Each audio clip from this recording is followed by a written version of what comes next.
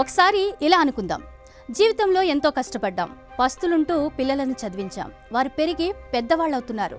రూపాయి పోగు చేసుకున్నాక ఒక పెద్ద బిల్డింగ్ కట్టుకోవాలనిపించింది.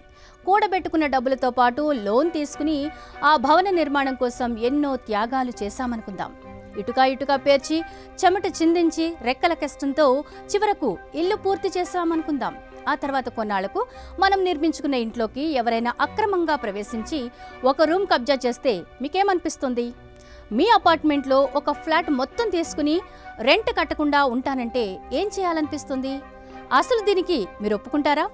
చట్టపరంగా ముందుకెళ్లకుండా ఉంటారా? వెళ్తారు కదా. మరి అమెరికా అధ్యక్షుడు డొనాల్డ్ ట్రంప్ చేస్తున్నది అదే కదా. అమెరికా టు అమృత్సర్కు ల్యాండ్ అయిన అమెరికా మిలిటరీ విమానంలో 104 మంది అక్రమ వలసదారులున్నారు. వారంతా ఇండియా నుంచి యుఎస్కు అక్రమంగా వలస వెళ్లారు. ఎందుకిలా చేయడం? అసలు ఎందుకిలా చేశారు? అమెరికాలో సుమారు 7,25,000 మంది భారతీయులు అక్రమంగా నివసిస్తున్నారని ఓ అంచనా. వారిలో 2024 సెప్టెంబర్లో 1000 మందికి పైగా భారతీయ పౌరులను చార్టర్ వాణిజ్య విమానాల ద్వారా ఇండియాకు వెనక్కి పంపేశారు.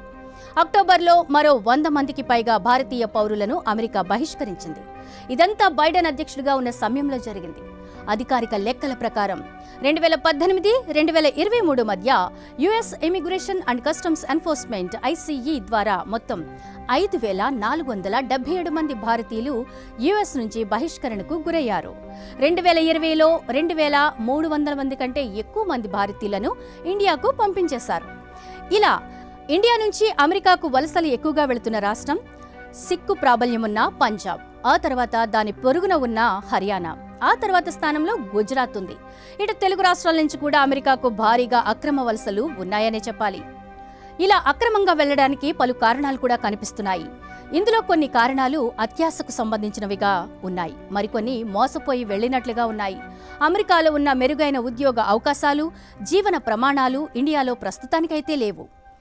ఎవరు అవునన్నా కాదన్నా ఇది నిజం. పంజాబ్ లాంటి రాష్ట్రాల్లో నిరుద్యోగ సమస్య ఎక్కువగా ఉంటుంది. అలాంటి యువతను ప్రలోభపెట్టే ముఠాలు ఉత్తరాది రాష్ట్రాల్లో చాలా ఎక్కువే కనిపిస్తాయి. కొన్ని గ్రూపులు అక్రమంగా వలసదారులను అమెరికాకు పంపించేందుకు మానవ అక్రమ రవాణా మార్గాలను ఉపయోగిస్తున్నాయి. ఈ దారిలో వెళుతూ చనిపోయిన కుటుంబాలు కూడా ఉన్నాయి. ఇదంతా ఒక వెర్షన్. నాణానికి మరోవైపు మాత్రం కథ పూర్తిగా భిన్నంగా ఉంటుంది. కేవలం అత్యాశతోనే డబ్బులు ఉన్నా లేకున్నా అప్పో సప్పో చేసి ఫ్రాడ్ కన్సల్టెన్సీస్ ద్వారా అమెరికాకు వెళ్లేవారు ఉంటారు. కలలు కనడం, ఉన్నత ప్రమాణాలు ఉన్న దేశంలో ప్రాంతంలో నివసించాలని, బాగా డబ్బులు సంపాదించాలని అనుకోవడం ఏమాత్రం తప్పు కాదు. కానీ ఎంచుకునే మార్గం అనైతికమని తెలిసినా కేవలం అత్యాశతోనే ఇతరుల కంటే గొప్పగా కనిపించాలనే ఆలోచనతో ఇలా ఏ దేశానికైనా వెళ్లడం ఎంతవరకు కరెక్ట్? నిజానికి అమెరికాకు వెళ్లడం, అక్కడ పనిచేయడం అంటే ఏదో ప్రపంచ కప్ సాధించినట్లు ఫీల్ అయ్యే కుటుంబాలు మన కళ్ల ముందే కనిపిస్తూ ఉంటాయి. ఇది సక్రమ మార్గంలో అయితే వారికి చప్పట్లు కొట్టి అభినందించాల్సిందే. కానీ అక్రమ మార్గంలో వెళితే మాత్రం ఇలా ఏదో ఒకరోజు తిరిగి స్వదేశానికి రాక తప్పదు. దీని కారణంగా అమెరికాకు వెళ్లేందుకు ఖర్చు పెట్టిన డబ్బు కూడా వృధా అయిపోతోంది.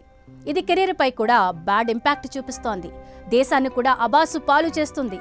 అందుకే అక్రమ వలసదారులను ఆనాడు బైడెన్ ఇంటికి పంపినా, ఇప్పుడు ట్రంప్ సాగనంపినా కేంద్ర ప్రభుత్వం ఏం మాట్లాడలేని పరిస్థితిలో ఉండాల్సి వస్తోంది. 1 కోటి మందికి పైగా అక్రమ వలసలు ఉన్న అమెరికాలో భారతీయులు 7 లక్షలకు పైగా ఉన్నారు. ఇందులో 17,940 మందిని పంపించాలని ట్రంప్ నిర్ణయించగా అందులో 104 మందిని తొలి విడతలో పంపించారు. నిజానికి అక్రమ వలసల సమస్య అమెరికాను పట్టి పీడిస్తున్న ప్రధాన సమస్య. ఇక ఏ దేశమైనా కూడా రాజకీయ లబ్ధి ఉంటే తప్ప అక్రమ వలసలను సహించదు. ఇక్కడ గుర్తుపెట్టుకోవాల్సినటువంటి అంశం మరొకటుంది.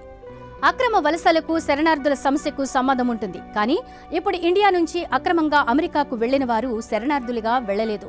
తిండి లేక, నీరు లేక, బతకడానికి నిలువ నీడ లేక, బతికే దారి లేక, గుండెలపై పడుతున్న బాంబుల బాధను భరించలేక ఒక ప్రాంతం నుంచి మరో ప్రాంతానికి, దేశానికి వెళ్లడం వేరు. కేవలం తమ కలలను సాకారం చేసుకోవడానికి లంచాలిచ్చి మోసపోయి అక్రమంగా ఇతర దేశాలకు వెళ్లడం వేరు. ఈ రెండిటి మధ్య ఉన్న ఆ చిన్న లైన్ను అర్థం చేసుకుంటే ప్రస్తుత పరిణామాలు ఇంకా బాగా అర్థమవుతాయి. ఇక మీరేమంటారు? ఈ మొత్తం అంశంపై మీ అభిప్రాయాన్ని కామెంట్ చేయండి.